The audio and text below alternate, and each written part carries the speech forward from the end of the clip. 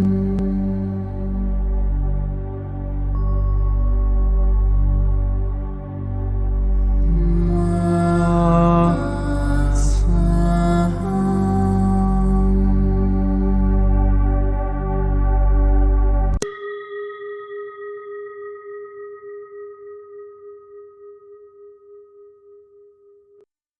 qui suit est la transcription d'un échange entre Mathias De Stefano, désigné ici comme moi, et son soi supérieur, désigné comme je suis.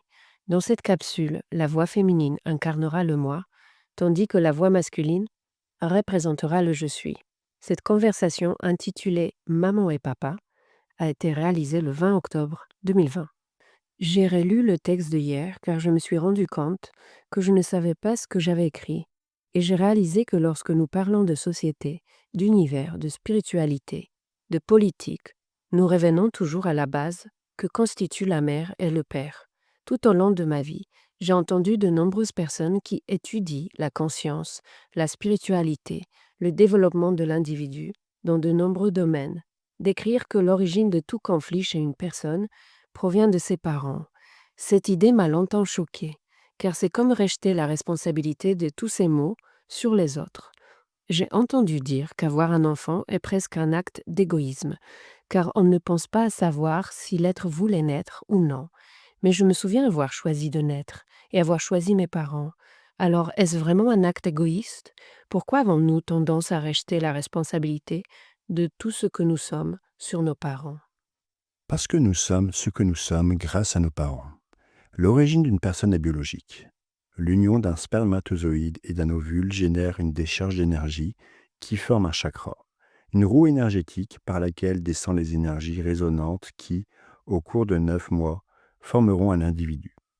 L'énergie qui arrive à cet individu, ce que vous appelez l'âme, provient de différents chemins énergétiques, tant des parents, tout au long de l'arbre généalogique, que de l'environnement qui filtre cette énergie.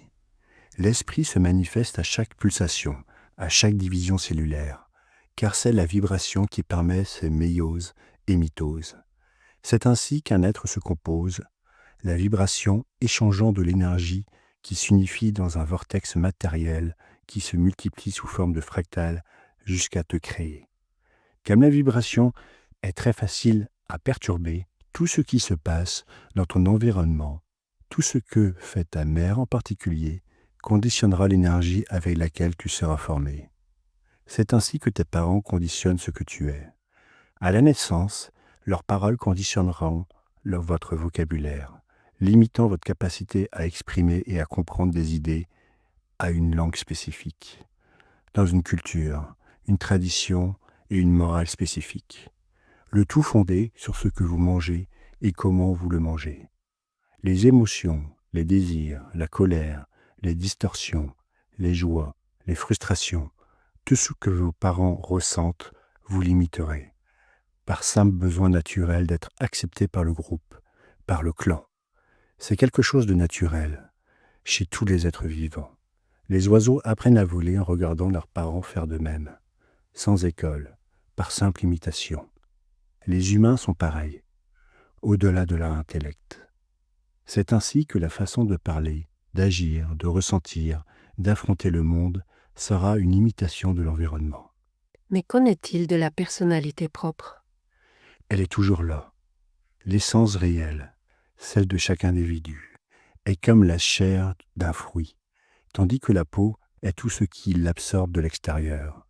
Parfois, l'intérieur se réveille davantage et prend le dessus sur l'extérieur de votre être. Mais la vérité est que l'intérieur cherche à se protéger avec des outils hérités. C'est comme si vos parents vous donnaient une armure de combat pour la vie. Votre mère vous donnera un bouclier avec lequel vous vous protégerez et votre père vous donnera une épée avec laquelle vous vous défendrez. À chaque mouvement que vous ferez dans votre vie personnelle, l'énergie générera une rupture dans les schémas qui se présenteront à vous, comme lorsque vous vous frayez un chemin dans l'eau, dans la mer.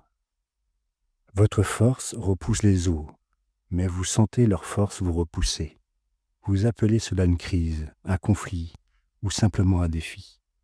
Et pour surmonter ce défi, Vous utiliserez votre armure de personnalité, avec le bouclier et l'épée. C'est pourquoi, lorsque vous commencez à vouloir vous enfoncer plus profondément dans la mer, vous sentez que l'armure vous pèse, et vous vous demandez: à quel moment me suis-je chargé d'un tel poids? Pour nager, le bouclier et l'épée vous retiennent, vous font couler, et vous vous demandez qui vous les a donnés et pourquoi vous continuez à les porter alors que l'environnement est désormais différent. Car dans les montagnes et les plaines rustiques et difficiles de la vie physique, l'armure vous défend, l'épée vous libère de vos ennemis. Mais sur le chemin du flux, dans la mer, dans l'océan, tout ce poids vous noie. C'est alors que vous vous souvenez: ah, l'épée est celle de mon père et le bouclier celui de ma mère. Et tous deux m'ont offert cette armure qui maintenant m'empêche d'avancer et me noie dans la mer de la conscience. C'est assez explicite. Et là, dans le désespoir, vous vous dites que vous devez vous libérer du poids que vos parents ont placé sur vous. Le karma, la douleur, le lourd héritage reçu, les croyances, les schémas, les dépendances, la lutte, les préjugés, tout cela vient de maman et papa. Alors, que dois-je faire? Tu as deux options. La première est de te libérer des deux en lâchant l'armure, l'épée et le bouclier pour qu'ils tombent au fond de l'océan.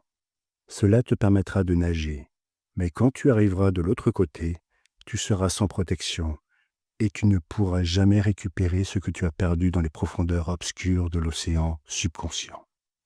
Donc, ce que nous appelons se libérer serait plutôt aujourd'hui se débarrasser. Les deux termes ont la même origine étymologique. Libère, celui qui n'est lié à rien. Mais l'un évoque la qualité de devenir libre, tandis que l'autre fait référence à la qualité de faire un effort pour se libérer de ses liens. Dans le premier cas, le processus est subtil et harmonieux. Dans le second, il est forcé et douloureux. Tout ce que j'ai entendu sur le fait de se libérer des schémas parentaux revient donc plutôt à se débarrasser de ce qu'ils nous ont transmis afin de pouvoir nager en toute tranquillité et liberté. Mais comme tu le disais, cela me posera des problèmes une fois arrivé de l'autre côté, car je me retrouverai totalement sans protection. C'est vrai, il y a une grande vérité dans les concepts de père et de mère. Deux de leurs cellules ont donné naissance aux millions qui vous composent aujourd'hui. Vous êtes votre père et votre mère. Vous ne pouvez pas vous libérer d'eux, car non seulement ils vivent en vous, mais vous êtes eux. Bien sûr, c'est beaucoup plus profond, car nous nous voyons comme des individus séparés. Mais c'est comme penser que les pommes qui pendent d'un arbre ne sont pas l'arbre, alors qu'en réalité, elles en sont une extension et qu'elles contiennent les graines qui reproduiront le même arbre. Alors, si je ne peux pas me débarrasser d'eux pour avancer, que dois-je faire? C'est la deuxième option. Retourner sur la côte, revenir en arrière. C'est le contraire de la pensée normale qui consiste à aller de l'avant, n'est-ce pas? Quand tu dois sauter par-dessus une grande crevasse, est-ce que tu te tiens au bord et tends la jambe pour voir si tu peux l'atteindre? Non, je prends de la distance pour pouvoir courir et prendre mon élan afin de sauter avec force. Donc tu recules. Tu comprends la logique? Tout comme pour sauter en hauteur, tu te penches vers le bas. Pour sauter en avant, tu dois chercher de la force vers l'arrière. Quand tu es avec tes parents, tu ne vois pas bien les schémas.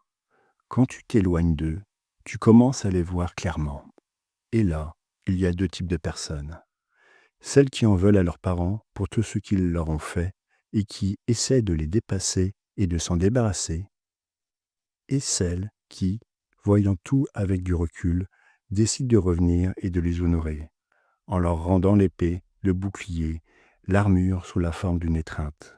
Cette dernière forme vous enlève non seulement un poids de votre corps, mais aussi de votre âme, car votre énergie s'honore elle-même en vos parents. Tu honoreras ton père et ta mère, c'est honorer toi-même. Aime ton prochain comme toi-même, car tu l'es. Reculer n'est pas toujours mauvais, c'est la clé pour aller de l'avant avec plus de force. Alors reconnais ta mère et ton père. Il y a une lutte incessante entre ces deux concepts. Comme nous l'avons dit hier, cette dualité génère des conflits, femelle et mâle, femme et homme, positif et négatif, nuit et jour, lune et soleil, matrice et modèle. Ils se sont dualisés au point de les voir comme opposés. Alors qu'ils sont inévitablement complémentaires.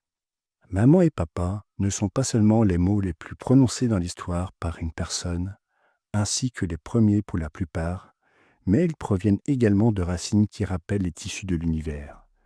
La mère et le Père céleste. La première mère que nous avons tous est la matrice divine, l'utérus créateur qui génère tous les réseaux et systèmes qui donnent forme à l'existence. Le premier père que nous avons tous est le modèle divin, également appelé la loi, qui dicte les chemins à suivre dans le tissu de la mère, c'est-à-dire les missions, les destins, les intentions et les objectifs.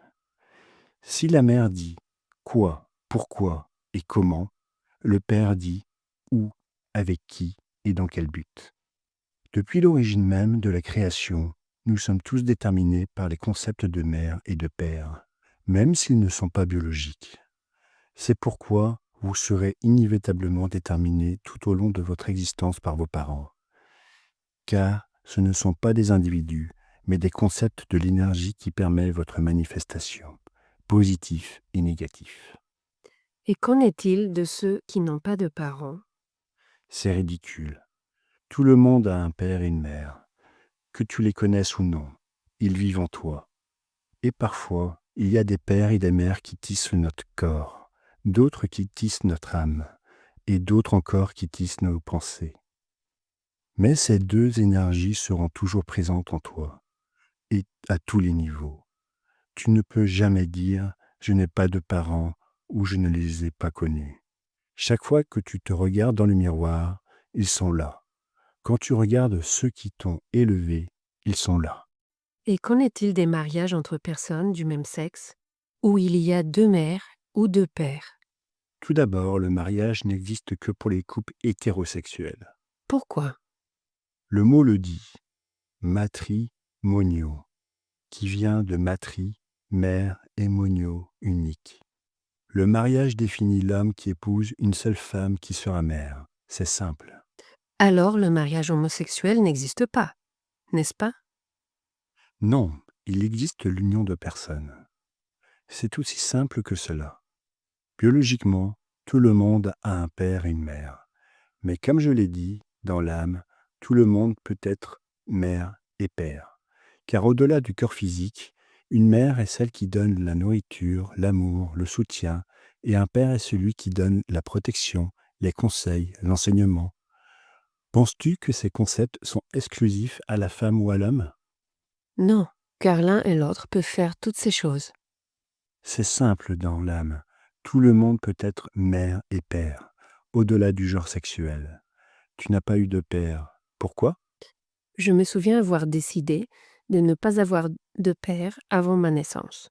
Je me suis dit que le moment viendrait quand je serais plus âgée, et c'est pourquoi, jusqu'à l'âge de 27 ans, j'ai décidé de ne pas le connaître. Quelle est ta relation avec tes parents?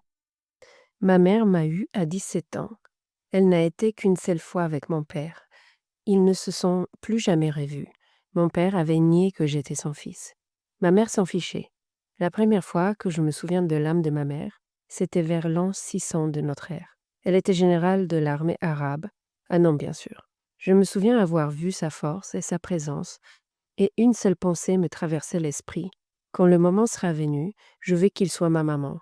J'ai toujours vu en ma mère les aspects féminins et masculins. Elle était à la fois mon père et ma mère. Je n'aurais pas pu choisir mieux pour ce rôle dans ma vie.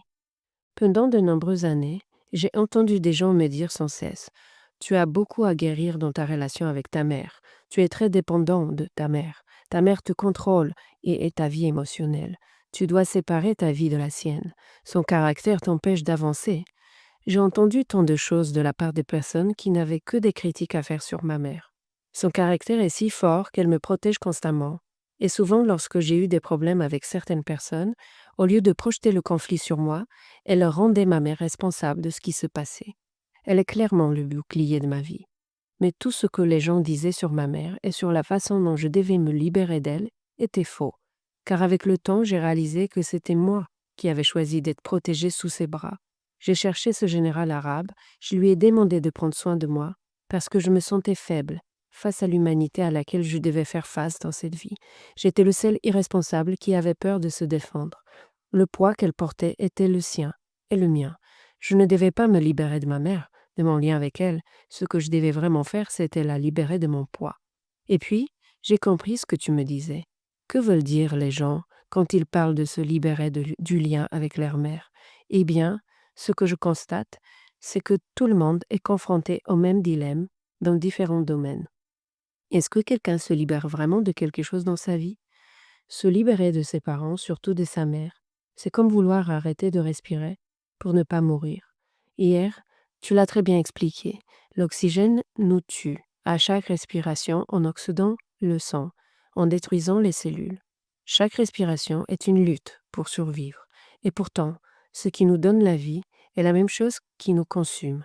La mer est comme l'oxygène. Tu ne dois pas te libérer de la respiration. Tu dois apprendre à respirer. Excellent, tu as compris. La dépendance aux liens ne se guérit pas en les coupant, mais en les détendant. Plus tu veux t'éloigner, plus il y aura de tension dans les cordes des liens.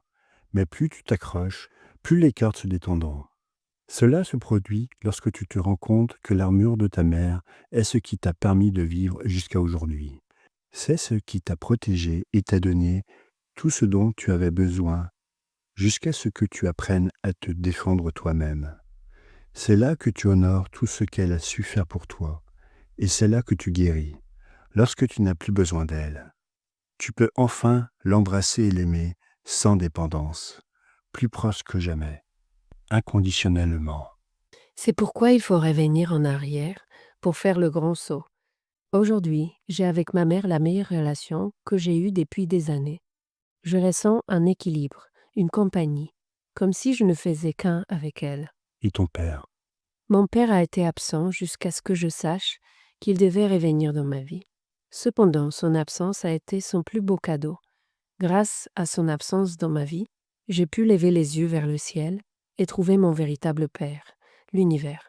Les parents enseignent, marquent les destins, les modèles, les chemins, et, en son absence, c'est l'univers qui m'a montré les chemins, qui sont infinis. Et au lieu de suivre un modèle limitant dans ma vie humaine, je me suis vu tout-puissant et infini. Mon père m'a donné le vide, un beau cadeau. Dans certains souffres, je le sais. pour beaucoup, l'absence du père, son rejet, est une grande frustration et un traumatisme, car il cherche à survivre sur Terre en regardant l'horizon plutôt que les étoiles. C'est normal, c'est humain. L'humain cherche à être reconnu par ses parents pour être accepté dans le clan. Le fait qu'un ou deux d'entre eux ne le reconnaissent pas le fait se sentir nu face aux prédateurs, sans épée. Quand je l'ai rencontré, il m'a dit des phrases que je n'oublierai jamais. Je ne peux pas donner d'affection à un type de 27 ans, même si c'est mon fils. Je me fiche de savoir d'où nous venons, qui nous sommes et où nous allons. Je vis en moi, le moi, en faisant ce que je peux. Ces mots semblent horribles, mais tu sais quoi? Pour moi, ils ont été libérateurs. Il n'y avait ni attente, ni dépendance. De part et d'autre, cela m'a rappelé l'importance de vivre dans le présent et d'arrêter de réfléchir au sens de toute chose, de revenir au vide et au doute. Ces horribles affirmations ont été un cadeau libérateur pour ma conscience. Que t'ont-ils transmis, tous les deux? Leurs noms de famille en disent long. Ils racontent tout ce qu'ils m'ont apporté.